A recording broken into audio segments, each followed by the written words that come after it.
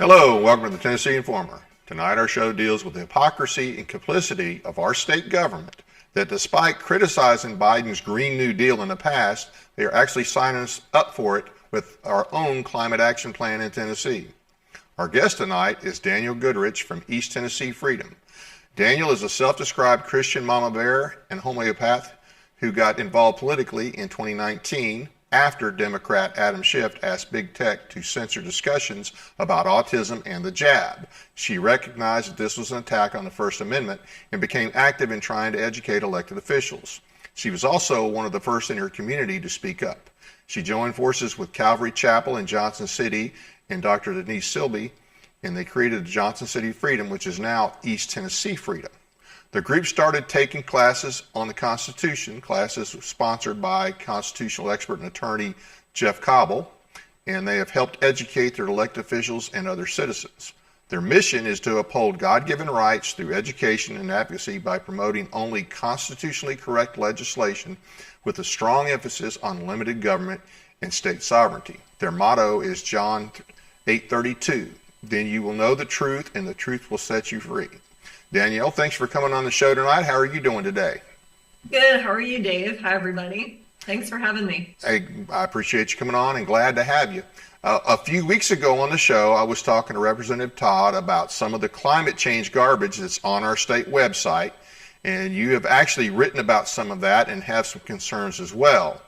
Let's talk about what those concerns are and what people need to know and need to understand. Sure, Dave. Yeah, so we have the Inflation Reduction Act, which came out of Biden's office, and it isn't going to reduce inflation. It's all a climate action plan, and it's all about reducing emissions, and it's all, like you said, it's the Biden's green climate agenda. And so he actually calls it a clean energy economy guidebook. And he says it's about clean energy, climate action. He says that he has a goal of reaching 100% carbon pollution-free electricity by 2035 and net zero emissions by 2050. The concerning thing, Dave, is that here in Tennessee, this radical leftist agenda, this plan has made its way here in Tennessee. We're supposedly a Republican state, a supermajority, and yet we have a radical climate agenda in our state. So we see it here in Tennessee as TVERS, is the Tennessee Volunteer Emissions Reduction Strategy. And it's looking to accomplish exactly what Biden said here. You know, he's looking to accomplish 100% carbon pollution-free electricity by 2035 and net zero emissions by 2050.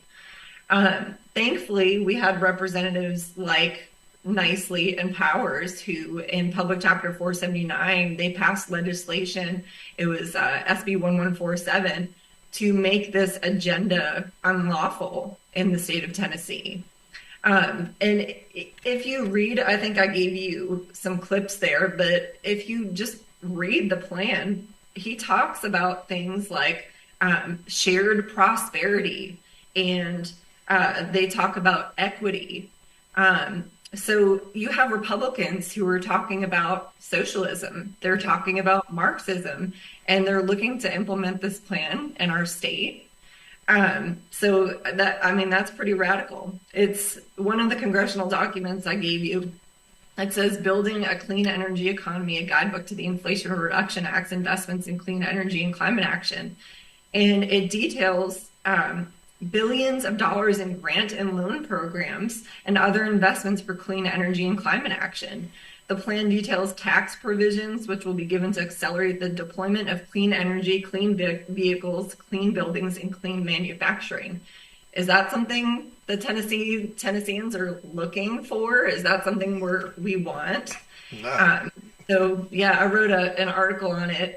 It's Biden's unlawful climate action plan in Tennessee. And I even point to, we're not adopting electric vehicles. The latest figures were from 2022, and it's only about 0.9% of the vehicle that are registered are electric vehicles. That's about 22,000 vehicles.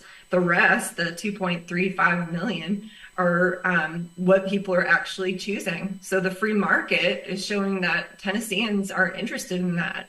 And yet here we have a governor who invested $884 million into the Blue Oval electric vehicle megasite. And then we have one of his agencies, TDEC, the Tennessee Department of Energy and Conservation. You got Greg Young over there, who he's saying that Tennessee is looking to be the epicenter for the electric vehicle transition. Well, that's going to be the epicenter of a failed effort by all accounts. And now, granted, the money, that's money out of our coffers going to something. I never understood why that whole thing. It was based on the lie of climate change. The whole electric vehicle deal is based on, oh well, we're killing the environment. We have to do something to stop climate change. And so we're going to have to go to electric vehicles. Why would you make an economic decision based on this whole idea of man-made climate change, which most of our elected officials, the Republicans, you know, when they hear Joe Biden say something like that, they'll publicly say, well, that's just, you know, that's ridiculous. Yet we voted for that. They voted for that. You know, there was only one or two Republicans in the House that didn't vote for it, and there was only one or two maybe in the Senate that didn't vote for it. And that was a lot of money to give to Ford. That's the other thing.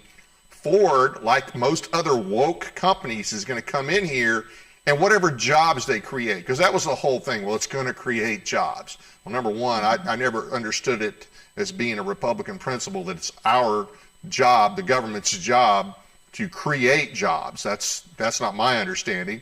But then you're going to bring in a woke company like Ford, and they've brought other woke companies in the past, and they bring all that garbage with them. And so you're bringing woke entities, woke companies into Tennessee. That doesn't make any sense to me either. You said something about what they're doing being illegal, and you mentioned a bill that Frank Nicely and Dennis Powers passed, I think in 2023, basically that made anything having to do with UN Agenda 21 or 2030, made that illegal in the state of Tennessee. Can you talk about that a little bit, and what, if any, teeth are there with that law? So it's public chapter number 479, Senate Bill number 1147, and it reads, "This state and its political subdivisions shall not adopt or implement policy recommendations that deliberately or inadvertently infringe or restrict private property rights without due process." And I'll just interject here. Remember how this Biden action plan says it's looking to go towards shared prosperity. Shared prosperity is the exact opposite of private property rights. And it says, as may be required by policy recommendations originating in or traceable to the United Nations or a subsidiary entity of the United Nations, including but not limited to Agenda 21, the 2030 Agenda for Sustainable Development, the United Nations proposal to reach net zero emissions by 2050. And it goes on to talk about the 2030 Agenda. So you have exact verbiage that is unlawful in our state that is now appearing in this climate action plan and in this Tennessee volunteer emission reduction strategy. So it's unlawful, and it's also unconstitutional, because the EPA itself, who is the one that's looking to institute this whole climate action plan, wasn't delegated authority, constitutionally delegated authority in Article 1, Section 8, to have any jurisdiction over the environment or healthcare or a number of other things that these ABC agencies have stolen authority for themselves.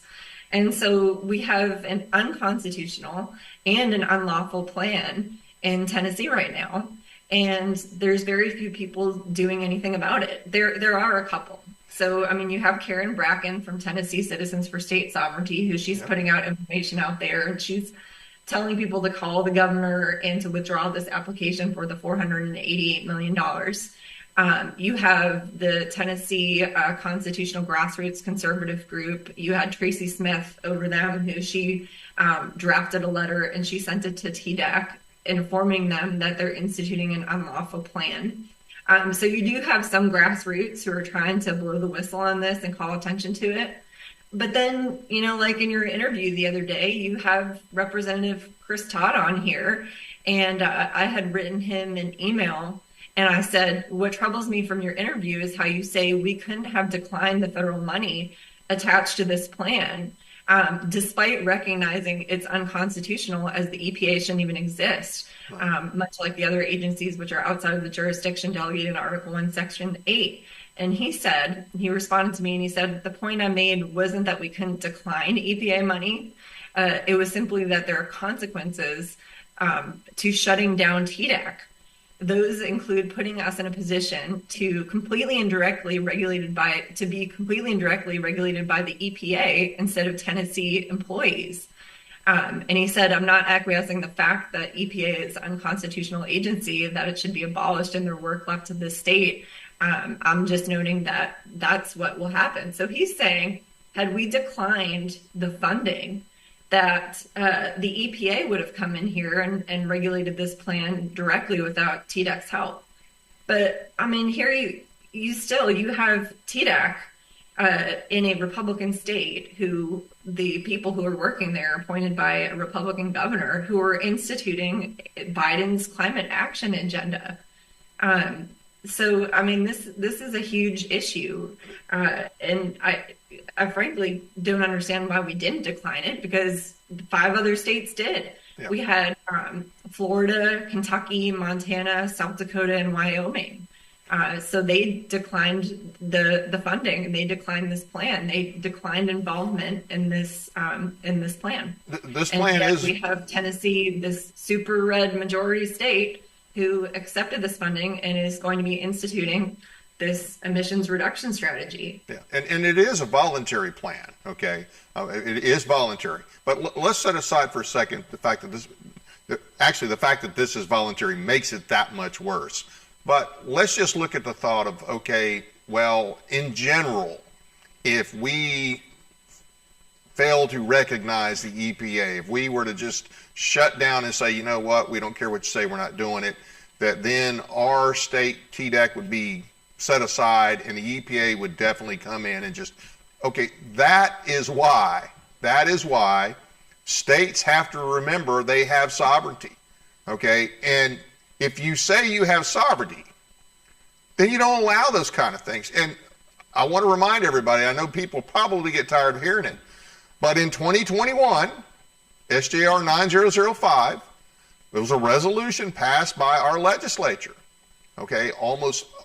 Virtually all the senators, all the Republican senators, all the Republican representatives, and they said, and this was it was in reference to the COVID garbage that the federal government was pushing. They said that we have not only the right, but the responsibility to push back against federal overreach, and we're not limited to judicial action. So sometimes we have to actually mean the things we say.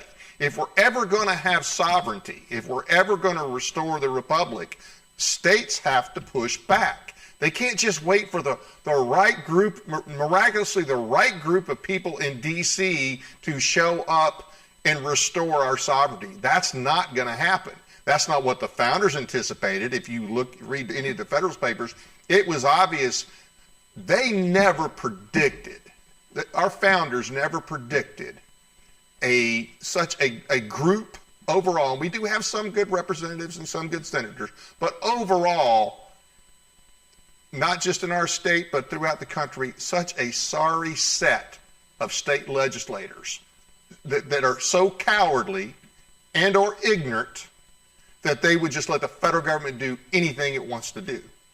I don't think they could anticipate that. I'd like to think they could. He also said in that interview with you, Dave, he said that we ceded control to the feds. And I challenged him on that. And I said, well, where did we do that? The Constitution binds the federal government, and every elected position takes an oath to uphold it. Yeah. And I said, did the oaths mean nothing? Did the document change? Where exactly did we see this control? Yeah. And he responded that it was our parents, grandparents, that allowed the feds to create these agencies and continue to take more money. But the problem is that our legislature is continuing to take more money and continuing to see this control. It's an ongoing process. It's an ongoing thing. Just like you or I, our parents may have acquiesced and done things wrong or allowed things to happen that shouldn't have happened. Is that an excuse for us not to step up? No. Just like it's not an excuse for the current legislators to say, oh, well, we've been doing this for X number of decades now, so we can't say anything else about it. That's ridiculous. I know. And he did say, that he's going to continue to work to get it right. And he said he intends to continue working for the abolishment of these agencies. And then, I asked him, well, what about nullification? Because we had a tool that we could have voted on this legislative session that could have done just that. Yeah. It could have nullified any unconstitutional federal law or mandate that came down to Tennessee, like this one that we're seeing. And we didn't get it passed. We had Briggs do the same tricks almost that he did last time, and he interrupted Jeff Cobble's testimony, and so that Lowe could ask a question before Lowe left, and Jeff didn't get to finish his testimony. And I think we had the votes, and it got sent to summer study. But we had a tool. We had something up our sleeve in Tennessee, that we had a process where we could have done this. And when I asked him about that, he said that there was some new facts that came about nullification that he needed to look into. I mean, nullification is merely flexing the 10th Amendment. So I'm not sure what new facts have come out about the 10th Amendment. Well, without nullification, the 10th Amendment doesn't mean anything. And if the belief that the federal government, any federal law trumps any state law, and that the Supreme Court is the final arbiter of every constitutional question is why we're in the mess we're in. And we will stay in the mess we're in, and it'll get worse as long as we have that attitude, that belief. There's no way to fix our country and keep that belief. It's just clear as day to me that states have to step up. And we've got to make sure that this thing gets killed. This whole climate action plan. Now, you mentioned that Karen with TNCSS, the Tennessee Citizens for State Sovereignty, she put out on her Substack Friday about contacting our state reps and our state senate about this. And we absolutely need to do that, because right now our state is in the process of implementing part of Biden's Green New Deal. This climate action plan, I want to talk about that a little bit again too. Zero emissions, that's not even reasonable. I mean, how many people have to die for us to reach zero emissions? Mm-hmm. That's not possible. Now, the other thing is, you mentioned the law passed in 2023 by Senator Nicely and Representative Powers, and I think that would have theoretically should have prevented the smart cities that are being set up in Chattanooga. I think it's the smart cities, but that was allowed to happen. And unfortunately, with that bill, like a lot of bills in Tennessee, we passed this legislation that says you cannot do X, Y, or Z. But way too many times there's no teeth. There's no enforcement mechanism in the legislation. Do you know if they added any enforcement mechanism to that legislation this year? There was supposed to be an audit, I believe, but I'm not sure how that's going to work if it's after the fact. I mean, so if they take $20 million to install all of these electric vehicle charging stations all across the state, what are they going to do when the audit turns up that, that was what that money was used for, and that's unlawful in this plan? Are they going to go tell them to return them? So I need clarification on how that is supposed to work, but I agree with you. I mean, I was a part of getting the weather modification ban passed in Tennessee this past legislative session, and that's another example. It didn't have an enforcement mechanism. And the reason for that is because everything that had a fiscal note attached to it was getting killed. It was getting put behind the budget, and then it was getting killed. And so we took what we could get, but that's not how it should be. You shouldn't not be able to pass legislation, pass laws without enforcement because it's going to add to the budget. I mean, we have to be able to attach fiscal notes to have these enforcement mechanisms. And so, you know, we're hopeful that this next legislative session we can get one added. But this is an ongoing problem in Tennessee where we keep passing these laws and there's no enforcement. I know that nicely they did also get legislation passed where you automatically will have standing.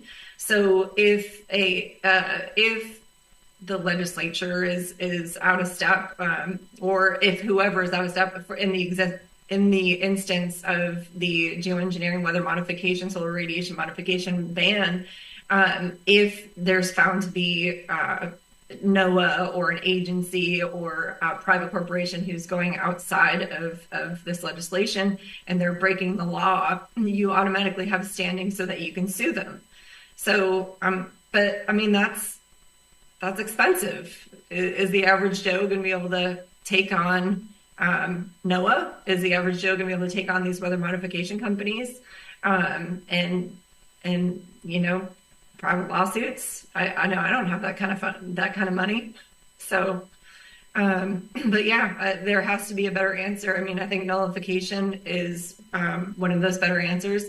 And I know, you know, Monty Fritz, he looked at our weather modification ban as a mini nullification because we had the federal government. We could prove that there's federal money attached to this.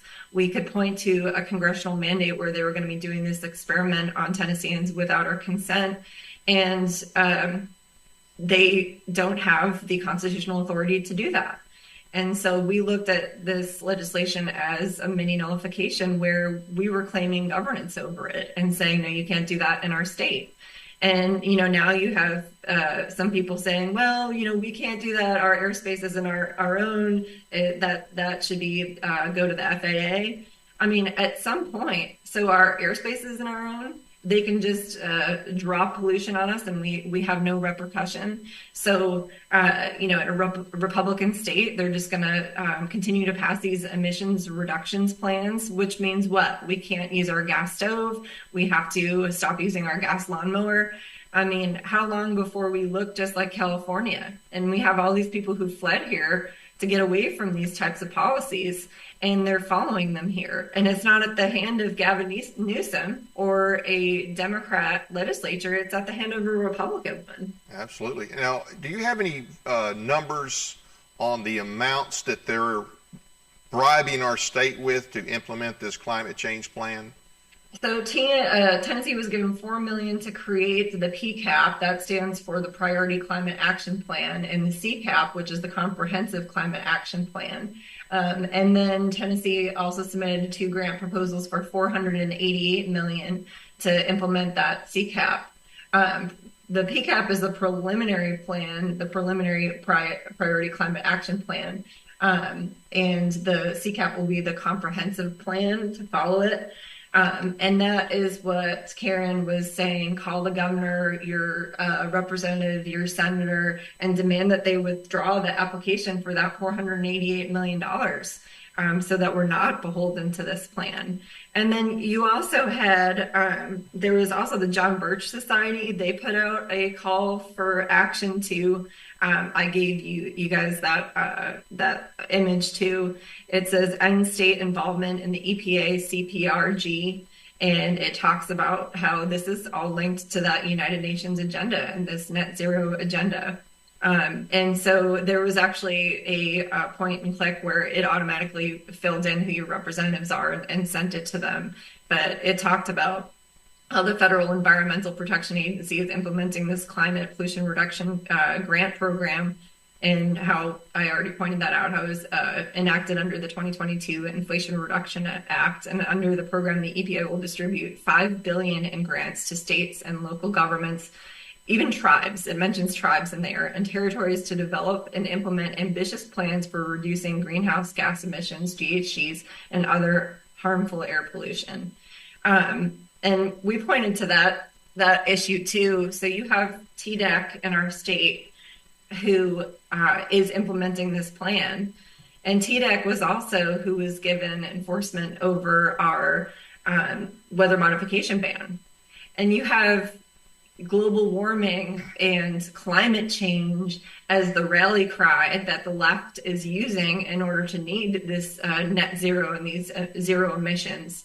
And so you have who's over stopping different things that are going to be harming this. So if you have, if you have them dropping pollution out of the sky, and then they're going to blame the severe weather that comes from it, if they're going to do cloud seeding, or they're doing solar radiation modification, and that causes the severe weather that is the rally cry for needing this plan. And you have both of those plans. You have the plan and the enforcement in the same hands of the same agency. Do we really think that they're going to do anything? Do we really think TDEC, who needs that rally cry, is going to stop, the interfering with the weather? And interesting with that too, we actually found a code that was entered in 2020 where weather modification was given to Governor Lee, was given to the executive as a emergency authority. Given it to, wait a minute, and just say that all over again. Who gave this to Lee, and exactly what did they give him, and when did they give him? In 2020, he was given, along with his additional emergency authority, he was also given authority over weather modification as a part of that code. By who? The legislature. I don't have the exact legislation in front of me, but it was added. That code was added in 2020. Wow, yeah, I'd definitely like to see that. We need to get a hold of that and include that.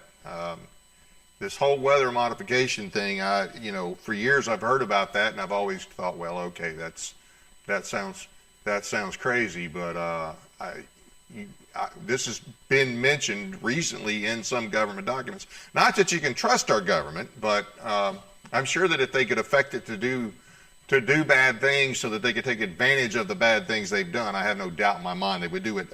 COVID showed us that. I want to read just a little bit, and this is, Karen sent this earlier, and this is from TDEC, the TDEC webinar on this program for June 27th. And this talks about the Priority Climate Action Plan and the Comprehensive Climate Action Plan. They were funded, and this is just to kind of rehashing what you said, by a $3 million grant from the EPA via the IRA, the Inflation Reduction Act, and for tribal territories, also inventory and status report. They have 2 implementation grants, individual state grants, and these are some of the things that they're funding them for. So $95 million, $15 million for charging stations, $20 million for an electric fleet conversion for our government vehicles, $34 million for solar projects, $20 million for community waste reduction, state collaboration with Alabama, Mississippi, Georgia, and Bowling Green statistical area, and that's $393 million. 80 million residential efficiencies for low income and disadvantaged communities. TVA and local electric companies, 45 million. So your local companies are in on this too, as they always are. Commercial and industrial energy efficiencies, 268 million for commercial and industrial lighting programs. And of course, they're talking about all the high-paying jobs, and then the high-paying jobs will mostly be in the electric vehicle industry, which that's not working so well here lately. Nissan, VW, GM, Spring Hill expanding to make EVs, along with Blue Oval City, new suppliers. EVs, of course, are they're not working. It's not feasible. Let's see. TDAC is the direct applicant, and TDAC will do all the reporting to the EPA. I think you mentioned that already. I just wanted to go over some of these things. So TVA is involved. TVA is involved in rolling out the plans, as well as local electric companies. Now, this is all from a meeting, a TDAC meeting, a webinar that she listened to on the 27th of June. It's probably recorded on the state website somewhere, so people can go listen to it. Let me look at something here. Okay, now the V in TVERS stands for volunteer, and apparently during that they said it's volunteer, meaning two things. Number one, Tennessee volunteers.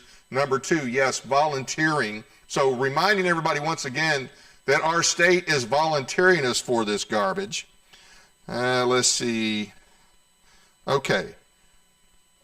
As far as getting input from the public, the survey responses, 38% came from low-income disadvantaged areas, 75% motivated to take action on the environment, reduce energy bills, health and welfare, and I'm sure somebody came there and pumped their head full of all this garbage.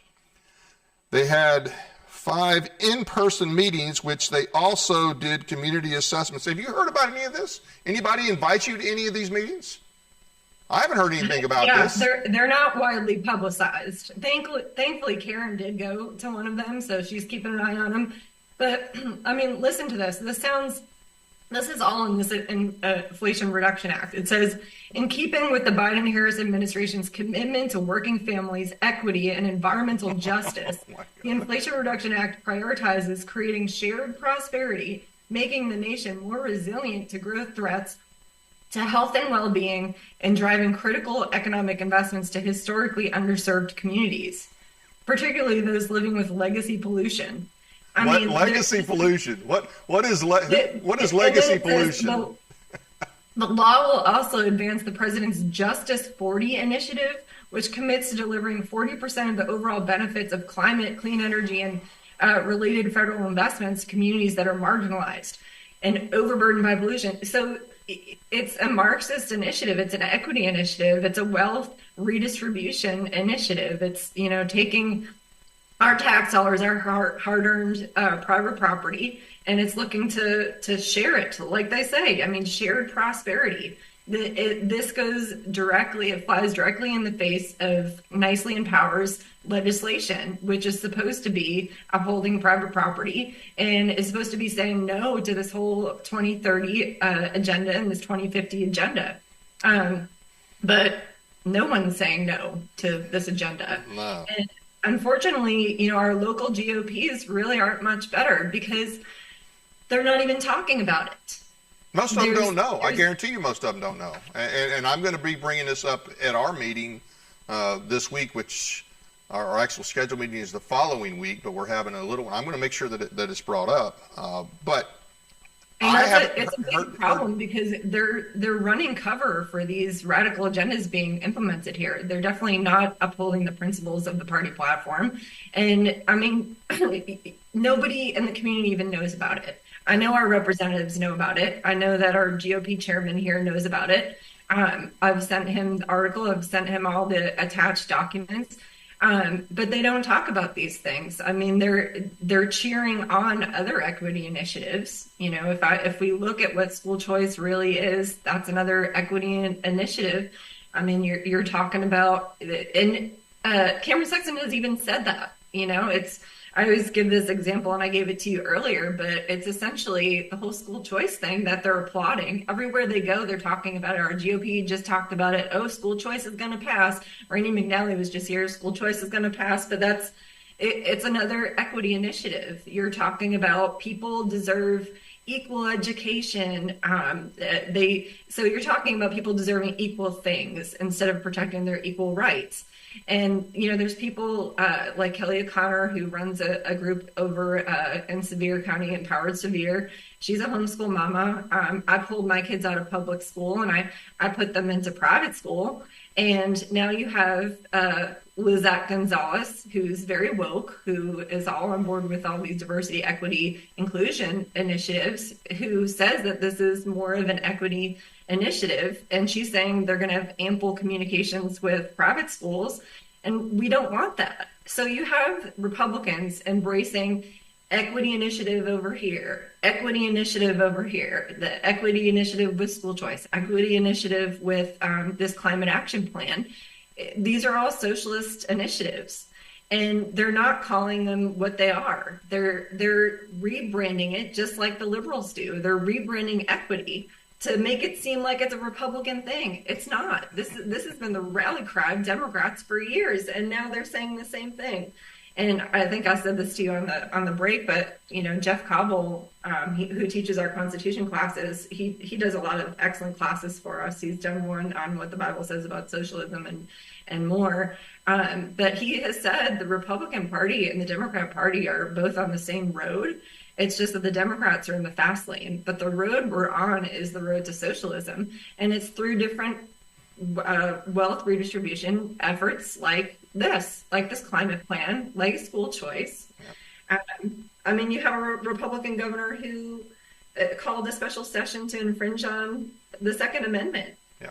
I mean, how much more are Republicans going to take, and how much more are they just going to slide to the center and become centrists and not look like Republicans at all anymore? I mean, when we have different issues here, when we stand up against them raising taxes, when we tried to bring a resolution to our county commission here, and our county commission's mostly Republicans. In your county, which county are you in again? In Washington County. It's not. The Democrats show up and they talk against us, these grassroots groups, but the GOP isn't here. The Republicans, the majority of Republicans are not there. They don't even know about these efforts. It's just our little grassroots groups who are really trying to hold the line on these liberty initiatives and push these liberty initiatives and call these things what they really are. These are what they're doing, or these equity initiatives are Marxists, they're socialists. And I mean, it's time that we start calling them what they are. With the Republicans like we have, we really don't need Democrats. And this election year, I think we talked about this earlier. You mentioned Bill Lee and his red flag push. You mentioned the fact that this is his TDAC. This is Bill Lee's TDAC that's pushing this garbage. When we talk about vouchers, that's one of Bill Lee's big deals. I mean, he's been about vouchers from day one. Well, he's also the guy. So he's talking about having this opportunity to better educate their kids, having all these, another option, giving the parents the choice and all this. But he is also the guy who gave us these terrible directors of education. Penny not worth the penny swin. And I can't remember the lady's name now, but everything I've read about her, she's every bit as bad, if not worse. So here we have the governor who gives us all these crappy appointees to the Department of Education. At the same time, he's pushing vouchers. So it's like, our schools are crap. Here, take this voucher. Well, you helped make the schools crap there, Governor Lee. Yeah. And then he's on the campaign trail. Him and McNally are perverted lieutenant governor. Okay, everybody should be ashamed of him. He should not still be the lieutenant governor. If we had a Senate worth a darn, they would have voted him out of the leadership position. So we got them going around endorsing people. If you're endorsed by Lee, if you're endorsed by McNally, nobody should trust you. Nobody should vote for you if you're endorsed by those two clowns. Yeah, I completely agree. I mean, and then, you look back to what happened with the Second Amendment special session, and I think red flag laws were the red herring. You had the money that was leaving. It was the money that they got from COVID, the COVID money that paid to put some of these woke mental health therapists in the schools. 9 out of 10 of them are woke. They're left-leaning, and the solutions they push are, oh, you're depressed. That's because you're really a boy trapped in a girl's body. That's the type of thing. We even saw it at our school here, public school, on the mental health experts page. They were pushing that type of thing. And so that money was going out, and then you had this money attached to Biden's Safer Community Act, the bipartisan Safer Community Act. So once again, it was the executive branch going after these federal dollars to enact these leftist plans and to keep those mental health experts in the schools. They were going to take that bipartisan Safer Community Act money. But grassroots, we blew the whistle on it because we had just gotten through seeing what happens when you take Medicare dollars and you put it in hospitals. Then the employees get forced to take unconstitutional federal mandates that they don't want. And we didn't want that same Medicare money directly in the schools because who knows what kind of strings the federal government was going to be pulling in the public schools using that. And so we pushed back and they sent it to third party like Frontier. But I mean, that's what a lot of that special session was really about, was going after that federal funding.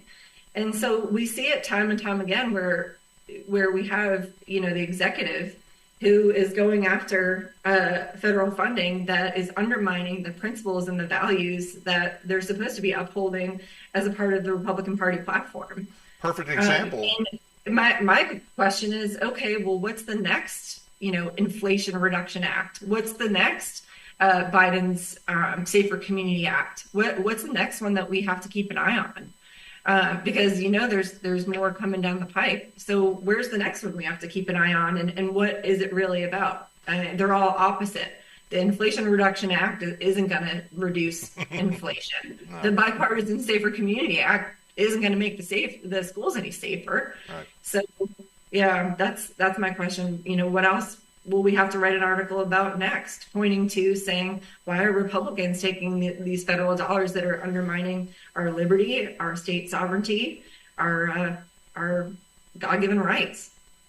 If you think about, you mentioned the mental health. Well, if you think back to COVID and all the restrictions, of course, Bill Lee was, he was ringing the bell on that. He was leading on that in Tennessee. And no, we didn't have it as bad here as other states. But he's the guy who was pushing the restrictions in the state of Tennessee. And I think one of the reasons we kept them in place for as long as we did is because guess what? You had to renew it on a regular basis to keep getting those federal dollars, okay? So he did that, and he's also the guy who basically deemed a lot of people's legal occupations as non-essential during COVID. So let's not forget that this election season. So whoever he's endorsing, the guy who told you your job was non-essential during COVID is now endorsing somebody you to vote for. So think about that. The other thing is all these mental health issues that they have said fall back to COVID. Well, they created that situation. This government and the whole federal government, and I blame Trump too. Trump was in on that. Okay, I mean, I understand initially he didn't know what to do. But he shares a lot of blame for this as well, okay? And of course, Biden, when he got in, he made it even worse. So, yeah. But they've created all these situations, and there's always money involved. And now, I mean, they're just not trustworthy. Right now, our state legislature, with Republican supermajority, Republican governor, are not trustworthy to do their primary job, which is to uphold the Constitution and uphold our rights. But it seems to me like if it comes down to federal funding or freedom, they'll take federal funding every time. So the question is, what do we do? Because right now, it doesn't seem to be effective. I do think if we can get Bud Halsey's nullification passed this upcoming legislative session, that would be huge. That would be great. And I know I spoke to you at the beginning before the show started about how I see Jefferson County and what David Seal is doing out in Jefferson County as the model county for what every county should be doing. I mean, he drafted eminent domain legislation. He got his county commission to pass a resolution showing the state legislature that this is what they wanted passed. He went out and rallied support. He came and spoke to our grassroots group. He rallied support for it. And he got it passed through the legislature. And then his mayor wrote thank you letters to grassroots across the state, to groups like mine, saying thank you for supporting our legislation and helping us get it over the finish line.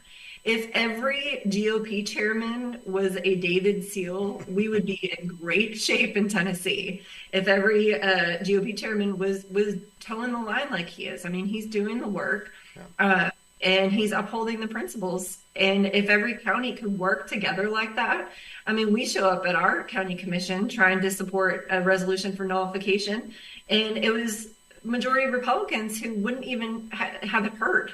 We had to try 3 times, and 3 times they worked against us to even have it heard. Yeah. And so, I mean, we have Republicans in the state who are working. I don't even know that you can call them Republicans. I mean, they're working against liberty right now. Yeah. And I just hope they understand, if they have grandkids, you know, it's a republic if you can keep it, means it takes work. And, you know, Ronald Reagan told us, he said, freedom isn't passed down in the bloodstream. It must be fought for, preserved, and handed down for our children to do the same. And they're working against liberty. And I don't, you know, at what point are they going to see? Like, is it going to be past the point where, you know, we're in bondage because now we're in a communist country? Because that's where we're headed.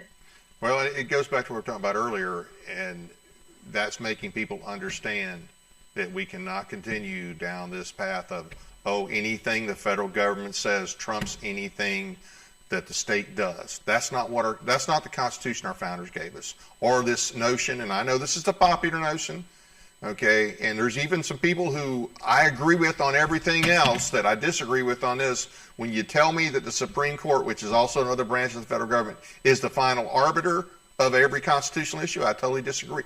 That's why we're in the mess we're in. So we have the biggest challenge we have is educating enough people to push their legislators to stand up. That's our biggest one.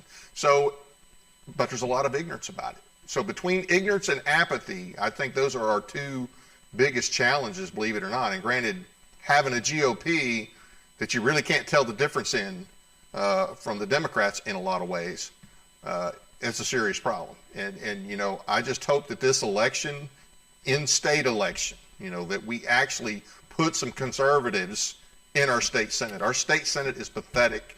We got 5 to 7 people that are decent. The rest are oxygen thieves. Okay. Yeah, I'm really interested to see what's going to happen with this election, because we're going to find out what we got with all these transplants that moved here from out of state. I mean, a lot of people, they fled here for lower taxes. You know, they fled here for what seems like Republican principles. That's what and we have a lot of folks like that who will come to our group, because we'll have meetings once a month where we'll have Jeff come talk. People come talk about neo-Marxism. We'll have people come talk about a number of different God-given rights upholding topics. And we will constantly get people from California, constantly get people from New York who are all saying, you know, we moved here and you guys aren't as red as we thought. You know, you guys are headed down the same trajectory that our state was in a decade ago or a couple of years ago, because it seems to be really picking up pace here. And they're the ones who are ready to fight. And so our GOP, they keep saying things like, oh, you know, they're worried about the Californians who are moving here and that they're bringing their politics with them. Meanwhile, it's the Republicans who are bringing these policies here through the legislature, or not even through the legislature, through the executive branch, through these agencies, through TDEC, through the Tennessee Education Commissioner, through the Tennessee Health Commissioner. They're the ones bringing all the same policies here. But I'm interested to see what we're going to get out of this election. You know, did we gain a lot more red? I guess we'll find out. Yeah. You know, you mentioned the people coming from out of state, and we hear that a lot. You know, don't bring don't California my Tennessee. I've been involved with following state stuff for about 15 years now, and I'm going to tell you, in terms of native Tennesseans that are involved constantly. Okay, and I'm not a native. I'm retired military, so I'm not a native. I've been here a good while. I can only think of the people who really push back on things, of a handful of people that are native Tennesseans that are involved. Now, David Seal is a great example. And I, hey, you're right. We definitely need more David Seals, absolutely. But I don't know that we have anybody else in this league at that level, to be honest with you. But when I think about the Second Amendment, you've got the TFA, you've got John Harris and Richard Archie. They're native. You've got a few other people. June Griffith out in East Tennessee, she's native. There's only a handful. Most of the people that I know of who are involved with whatever different, pick an issue, whether it's election integrity, whatever, nullification, most of the people are not native to here. And a lot of them come from, the states that have a lot of liberals.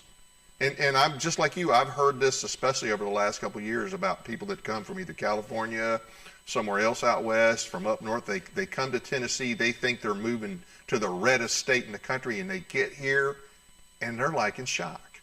And they're not in shock at the people as much as they are worthless Republican supermajority.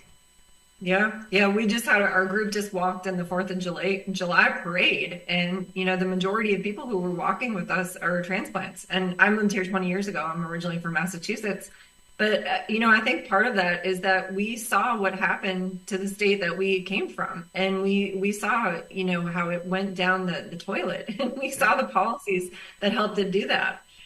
Karen turned me on to a good book. It was Behind the Green Mask, and I read that over vacation. And this was talking about California and the policies that some people fought against. And it was all the same policies that we have in Tennessee right now that are working their way into Tennessee right now. And this was 10 years ago in California. I think it was actually more than 10 years ago in California. Yeah. But you had conservation easements. That's in that book. I mean, you had these emission reduction strategy plans, and that's what we have here now. So, I mean, the Don't California My Tennessee, I mean, we better get going, because they're Californian or Tennessee, and it's unfortunately at the hand of Republicans. Yeah. And the leadership of Republicans. Absolutely. And from what I understand, Bill Lee's a 7th generation Tennessean.